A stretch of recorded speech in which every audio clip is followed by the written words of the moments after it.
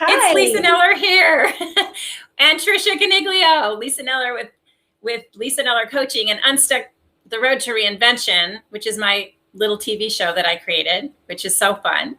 And I have my friend Tricia here today, and I'm going to introduce her in a second. I just wanted to let you all know that we're going to be talking tonight about body image and weight loss and weight gain, and it's kind of a girl topic, but I'm sure guys out there can relate. And they're also in relationship with women oftentimes. so we're going to talk about some deep stuff tonight, and I hope you enjoy this. So first of all, I want to say that Tricia and I used to work together at Grand Canyon University. That's where I met her several years ago. And both of us were into personal development. So we just kind of clicked, and we've been friends ever since. And so we know each other pretty well, and we're kind of cheerleaders for each other and support for each other. So she's a good friend as well as a guest tonight. So I'm going to give you a little background on her and then welcome her to the show, and then we're going to get started. Okay, so here we go. So Tricia's background, she has a Bachelor of Science in Health Science. And she also kind of recently completed a master's degree in health psychology. So the two degrees really go well together, really complement each other. And this is just right up her alley. She has taken training in neuro-linguistic programming and speakers training using neurolinguistics. She was formerly a certified personal trainer with a sports nutrition background, and she's trained athletes in competition, as well as brides and grooms preparing for their wedding. She has been highly influenced by PSI seminars. It's like PSI, but they call it PSI seminars. And she's taking on a leadership role in coaching one of their advanced programs beginning next week. So that's very exciting. Her journey includes a long history of reinvention after addictions ranging from drugs to food, and even working out. With food, she found herself, quote unquote, eating healthy, which meant avoiding everything indulgent, combined with high levels of restriction, and then eventually overindulging to the point that she couldn't stop eating, even when she was full. I can kind of relate to that. And even when the food wasn't good. So there's probably a little emotional factor in there that she's going to talk about. And I'm going to stop there because Tricia has her own reinvention story. I want her to share that. And then we're going to just get into these heavy topics, which I hope will be informative and inspiring to you or to someone you know. So welcome, Tricia. Thank you for joining me. Thank you so much for having me. I'm super grateful to be here. And yes, we definitely have become friends over time, and what amazing things we have in common. So thank you so much. I'm grateful to be here.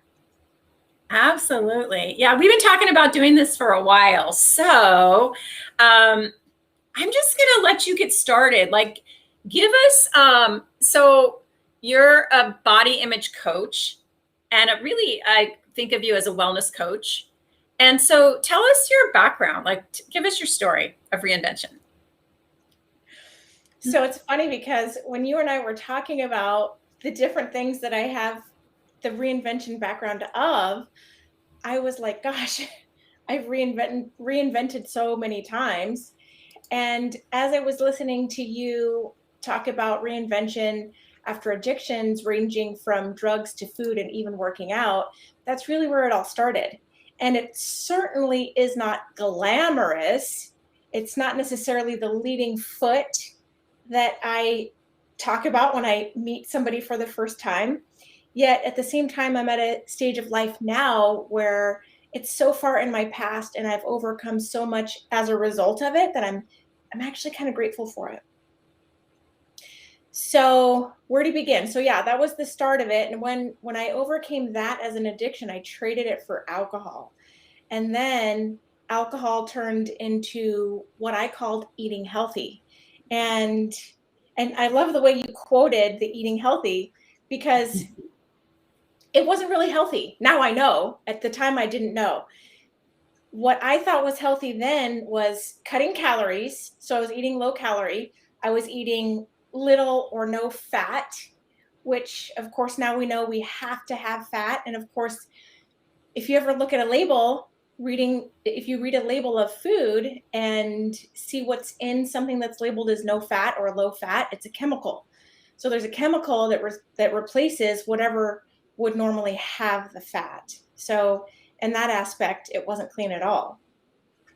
I did high amounts of cardio. So I was really abusing and punishing my body by doing this type of cardio and by eating this way, but I thought that I was healthy. So I traded one addiction for another. And let's see here, what else? Traded that for school and working out, and then food. So food, I would say, food I've gone back to a handful of times, and I chuckled when you said that you can relate to overeating or even having trouble stopping, even when the food's not that good. Can you relate to that too? Not as much, but more to like when I'm full, if it tastes good, I'll just keep eating. Like that's just an issue for me. Like portion control, which I'm sure a lot of people struggle with. Yeah. Yeah. That's a common thing. And this is where the neurolinguistics comes into place. So what happens is that food releases chemicals in the brain. And I've shared some videos about this. And if you want to hear about it, I'll explain what happens when we eat food. Sure. Yeah. So when we eat, our brain, the wonderful mechanism that it is, releases happy chemicals. I call them happy chemicals. So it releases dopamine and endorphins, things that activate reward responses. So when we get a reward response, our brain has us do that thing again. So that thing can be anything ranging from hiking or working out or reading books, whatever people enjoy, whatever the thing might be for our audience or for you. When we have that reward response, the brain tells us, we like that, let's do it again. Our brain is really smart, and it stops us from doing things that are going to cause damage or hurt us, like touching a hot stove, putting our hand on a hot stove. So it tells us don't do that again. And it also wants to uplift our mood when we're having a bad day or we're stressed out or we're upset over something. So we can easily reach for food and we can get that quick reward response. So it immediately activates it, releasing these chemicals. The same thing happens with alcohol, with drugs, with shopping, with sex, with gambling, with a variety of different things. So when we as individuals have trouble eating, and I have said to myself, put the fork down, and I've used some choice words sometimes in between that. And when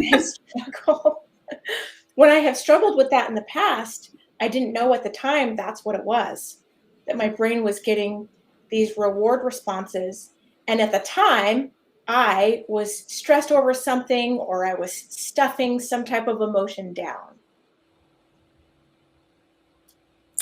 So when I eat chocolate, for example, that thing is going on in my brain. Like, ooh, that's really good. Let's do that again and again and again.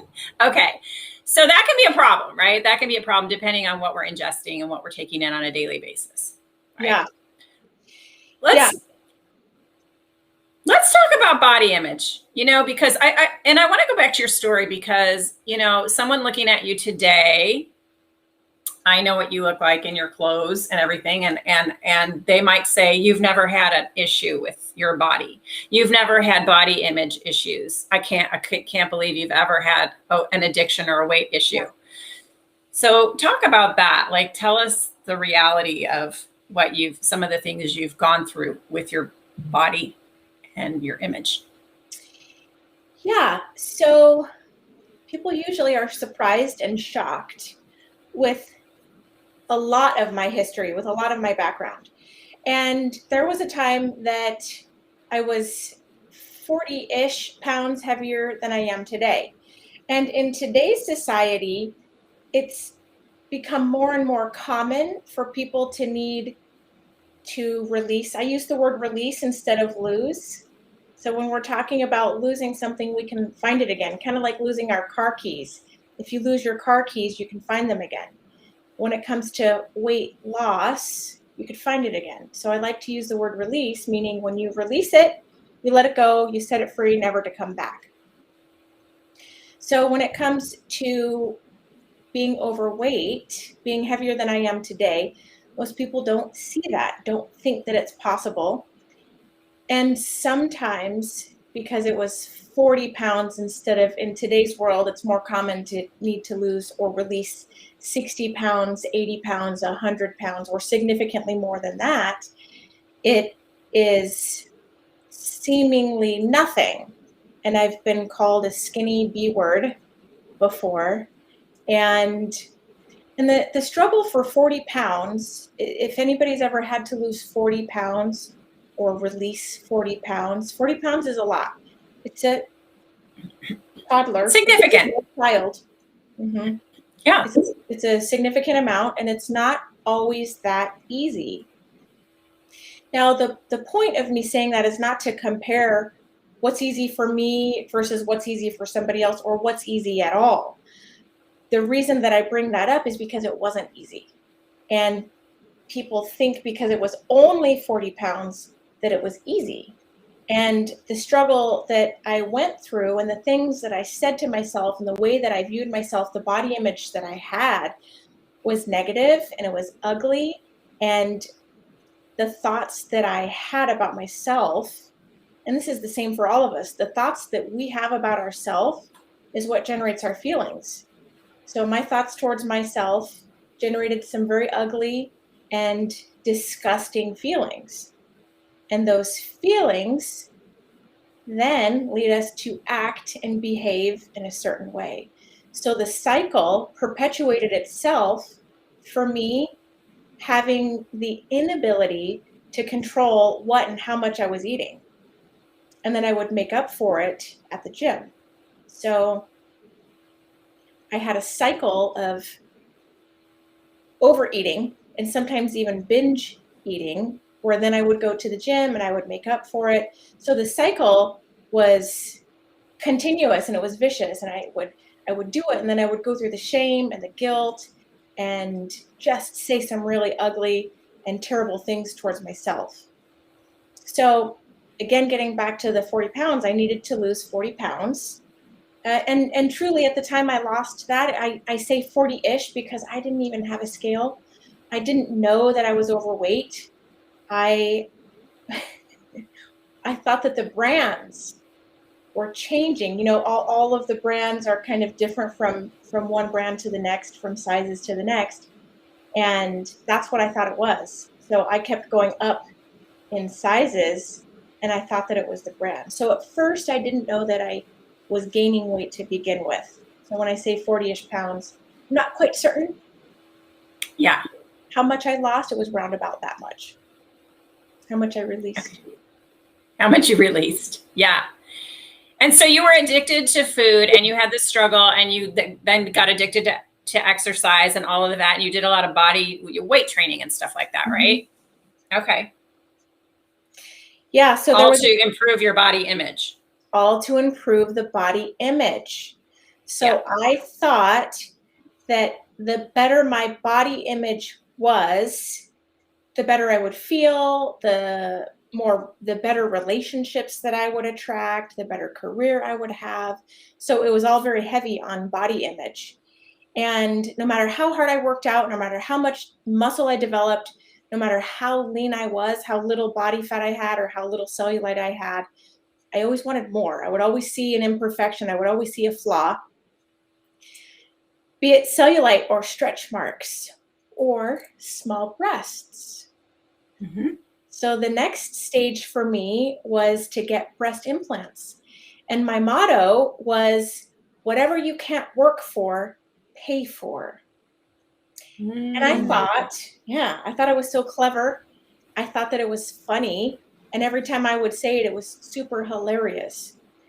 because I had done all I could do, or I thought that I'd done all that I could do with the way that I was eating, the way that I was working out. And the last thing I had no control over. That's what I was blessed with. And so I got breast implants, and believe me, that was not the answer. However, I did hide behind the body image of breast implants. And I like to share, body image is described as a complex emotional experience. So when it comes to body image, that translates to what we think and what we feel about our body, about our physical appearance, our height, our weight, our shape, our cellulite or lack of, our breast size, our booty size.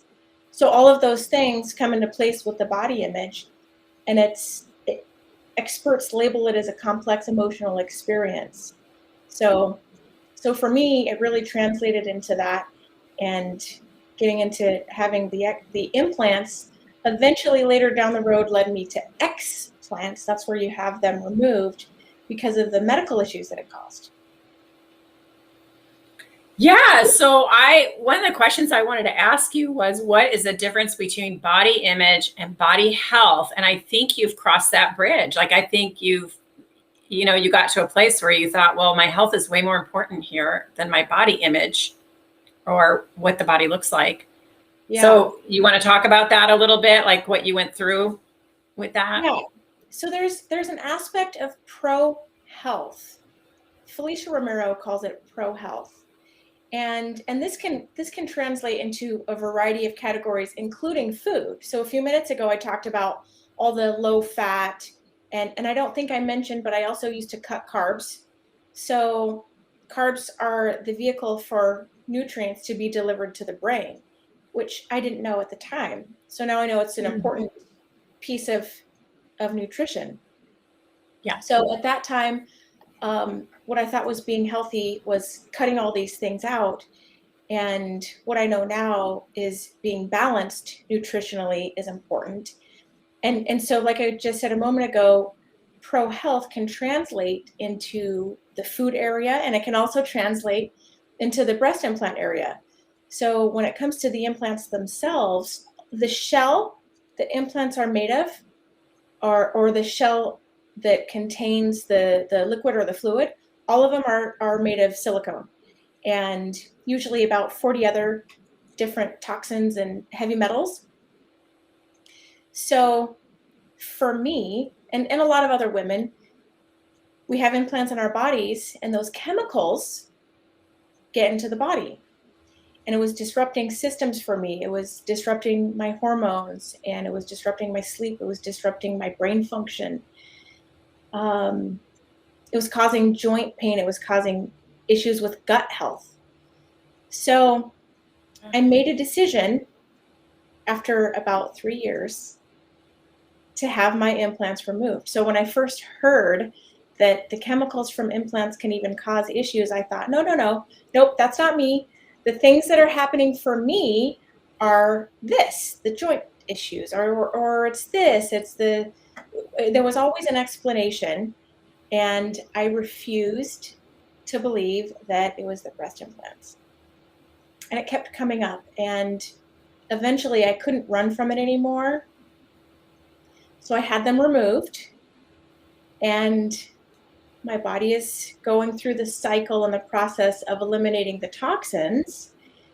Yet there was a whole new layer of body image that I had to address, that I did not address all those years ago when I first had the implants put in. So at that stage of life, I had to actually face the fact, I had to face the mirror and face the fact that I had gotten implants to enhance my body image, to enhance my own personal thoughts and my own personal beliefs about my body and about my image. So all those years, I had the implants for 15 years. And over those 15 years, I never dug deep and appreciated my body for what it is and for the miracle that it performs for me day in and day out. And I've had this wonderful opportunity to do just that after having the implants removed. Now, truth be told, I did it the hard way because it didn't just come naturally. I didn't just go, oh, good job. You're honoring your body. Now, good job. I was honoring it health-wise, but there was an element that I had to get through in reference to the change in my physical appearance after I had them removed. Sure. Yeah. A little bit of a loss there. I mean, it's a release. You release them, and you had to grieve that body image, right? Yeah. A little bit. Mm-hmm. Yeah. So brave and necessary. I mean, you just felt you had to do it for your health and being pro health. I love that. Pro health.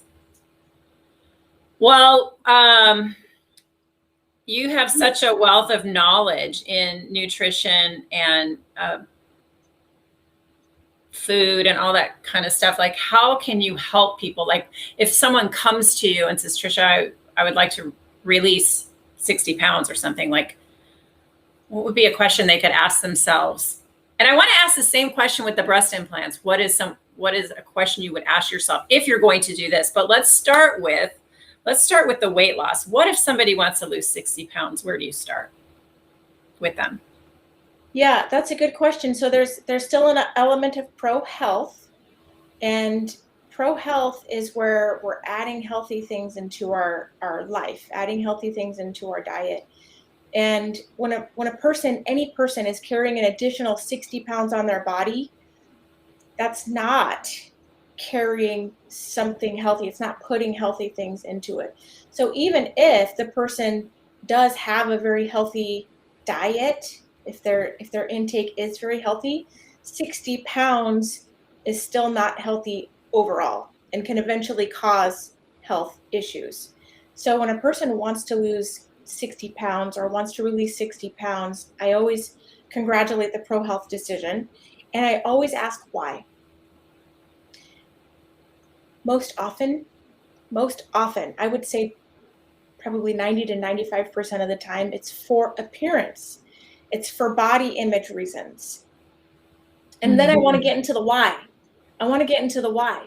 Because the thing is that it doesn't matter what the number is on the scale, and it doesn't matter what a person's pants size is. There's always going to be something else that's really causing the unhappiness. And I'll use myself as an example. I released the weight. I worked out and I had a lot of muscle and I had low body fat, and it wasn't enough. I got breast implants and it wasn't enough. So really, there's a level of happiness that a person has to find within themselves. And I want to know why. Why do you want to release the weight? And what I do when I work with women is that they get to release weight permanently instead of temporarily. And when the reason to lose weight is for vanity purposes, is for body image purposes, there's usually something else subconsciously that's driving that. There's usually some type of thought, some type of belief that's causing that. So when a person comes to me and they want to lose or release 60 pounds, 80 pounds, even if it's only 40 pounds, I want to know why. And I want to know what really is the motivation. And then I'm going to ask why again, and why again, and why again, and why again. Because deep, stuffed down, there's a real reason. And the unhappiness with our body image is unhappiness somewhere else. Yes. Yeah. I've heard that too. Like if you, let's just say you envision yourself losing that 60 pounds or releasing that 60 pounds and you think you're going to be happier, that is a fallacy. You know, that the happiness has to come from within before you start releasing. And that is the deep work you're talking about. So I love that. And like same with breast implants, like what if someone was like considering breast implants, what would you have them ask themselves? Why? Why? Because if you think it's going to attract men or women, or you think it's going to make your life happier or better, Yeah. You have another thing coming, right? Yeah. So that's exactly right. And I mean, I was one of those people. So when I look back at the why for me, I started getting looked over by guys. And I remember being looked over by my beautiful friends with bigger breasts. And I started to feel like, well, gosh, I have small breasts. That must mean I'm not worthy. That must mean I'm not beautiful. That must mean I'm not good enough, right?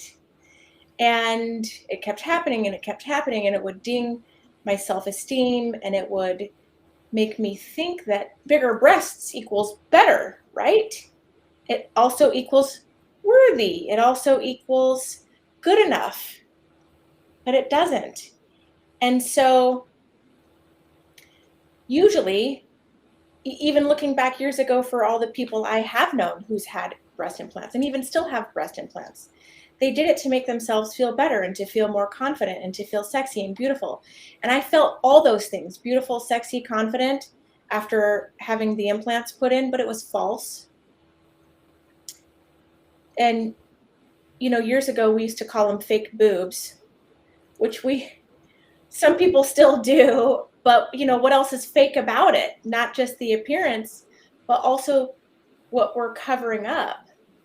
So if somebody asks me about getting implants, I want to know why, and I want to know, what is it about you right now that's not sexy, that's not giving you the confidence, that's not making you feel beautiful? What about your smaller breasts, which, by the way, I think are beautiful, aren't beautiful enough?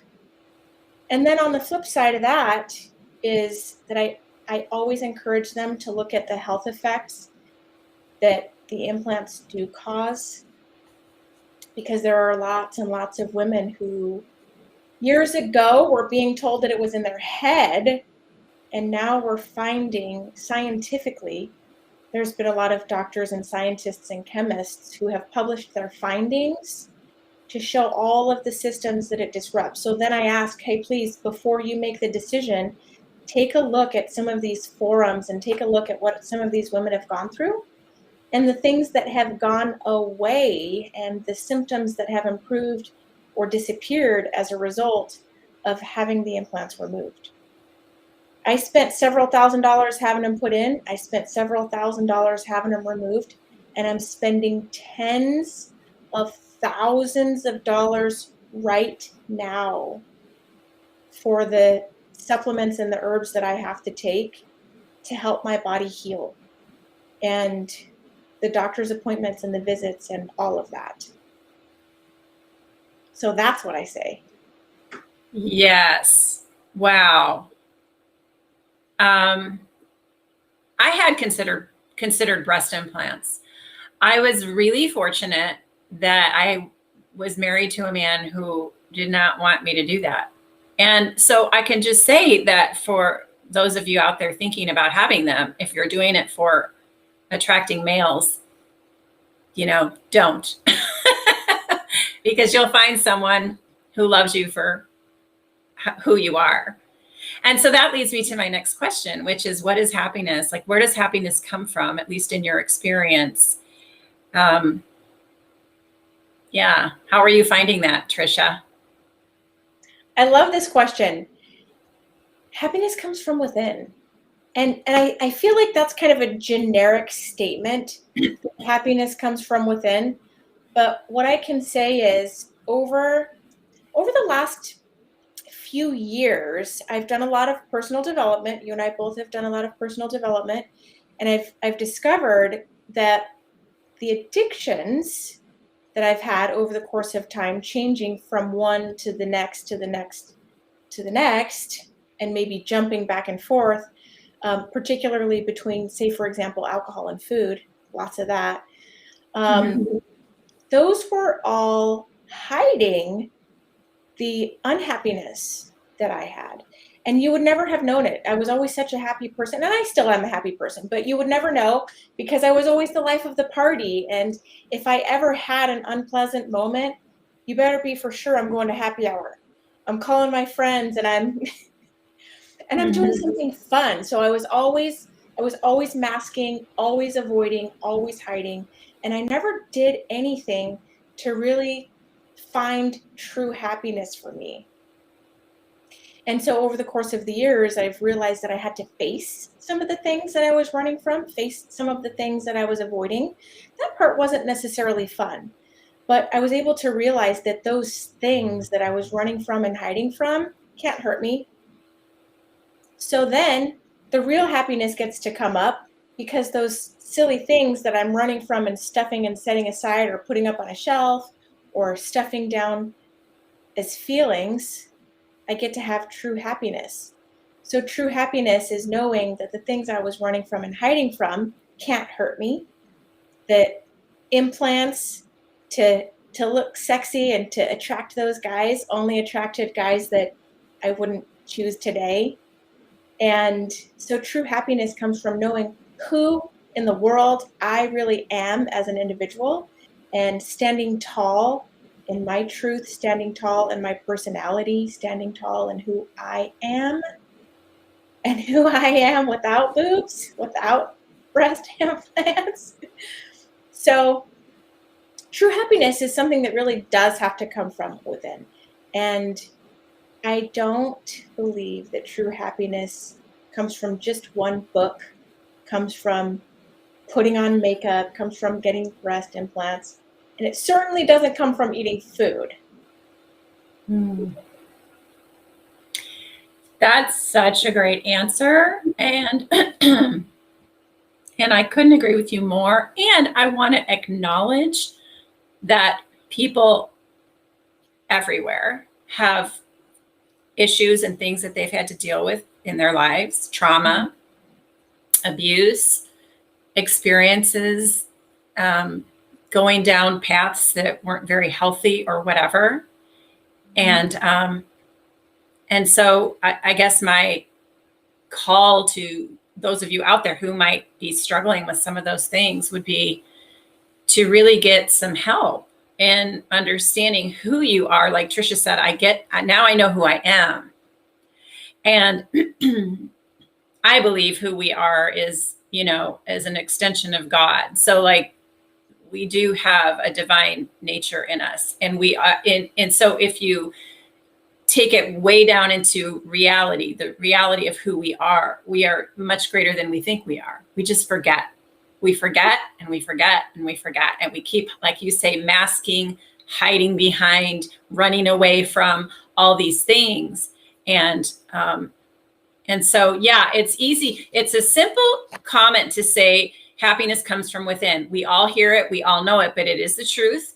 And probably it is going to require some help. If you're not happy, right? It's going to require maybe some therapy, maybe some coaching, maybe personal development track, PSI seminars, there's all kinds of ways to discover the diamond within. Would you agree? I would totally agree. And I love that you used the word the diamond within, because diamonds are formed under pressure. And holy moly, the pressure that I've been under the last few months yeah, has been significant. And I normally would have ran to alcohol. I probably would have even run to drugs. And I didn't do any of that. And I'm so much healthier now than I ever was, even with going through health issues. That's so beautiful. Okay, so last question. Where can people find you, Tricia, if they are looking to get some coaching or some help with weight releasing? Or maybe they want to consult with you on breast implants. I mean, that would be kind of cool. You could coach people on that. But tell us where they can find you. Where can people get a hold of you? Yeah, so, I used to think it was weird to give out my phone number, but I don't think it's weird. So there's a couple of ways. You can find me here on Facebook with Lisa's Live. Again, thank you for having me. You can find me on Instagram at TC Fit Lifestyle. You can call me or text me at 480-386-8255. 326-8469. And truly, I would love to talk to anyone who is considering breast implants or considering having your breast implants removed. I would love to talk to anyone wanting to release weight, anybody who's concerned about body image. And to clarify, Lisa, and whoever's watching, is that body image doesn't have to be an issue just with 60 pounds, 80 pounds, 100 pounds and up. Body image can definitely live in somebody who's 5 pounds overweight, 10 pounds, 20 pounds, even underweight people have body image issues. So I'd love to talk to any of you about that. I just want to say it's true. Just trying on a dress the other day for my daughter's upcoming wedding. I wouldn't say it was traumatic or anything, but also I was like, ooh, I could stand to lose a few pounds so that I could get into this dress, right? But I don't think that's terribly unhealthy. I just think it's true. I can even look at myself, and for the most part, I'm pretty happy with myself. And there are those times where I'm, a little unhappy with myself. So, but it's a balance, right? We have to find a balance, and we have to mainly focus on pro health. I think I love that you said that. So I just want to thank you so much for joining me tonight. I feel like there's so much more we could cover, and maybe we should do this again. There's so much more. I'm doing like the Cliff Note version. I know. Because there's so much, and I could go on and on forever. And if it's appropriate, I would like to even make an offer. Would that be okay? Yeah, sure. I'd like to make an offer. And this is something that I don't usually do. However, I'm going to do it. So the first person who reaches out is going to get 6 weeks free on weight release, on coaching for a weight release. So 6 weeks free works out to be about 3 hours in consultation. So the first person who reaches out gets that for free. The second person who reaches out is going to get 40% off. So I got to get a calculator. So usually it's $11.49 for a 12-week program, and we're going to go 40% off. So we're going to take off $460. Wow, that's super generous. Really generous. So the first person gets 6 weeks of free consultation. Free. Okay, you guys, like if you're needing some help with this, reach out to Tricia Coniglio right away. And if you're the second person, you're going to get 40% off of her 12-week package. That's extraordinary. So thank you, Tricia. Really beautiful offer. I think we'll end the show now. So thank you all for joining us here at Unstuck, the Road to Reinvention. Listen, if you know someone who would make a great guest on this show, reach out to me, because I really just want to help people feel better and have a better life. So, all right. Thanks for joining us. Y'all have a great night and a great week. Thanks for having me. Thanks, Tricia. Bye. Bye.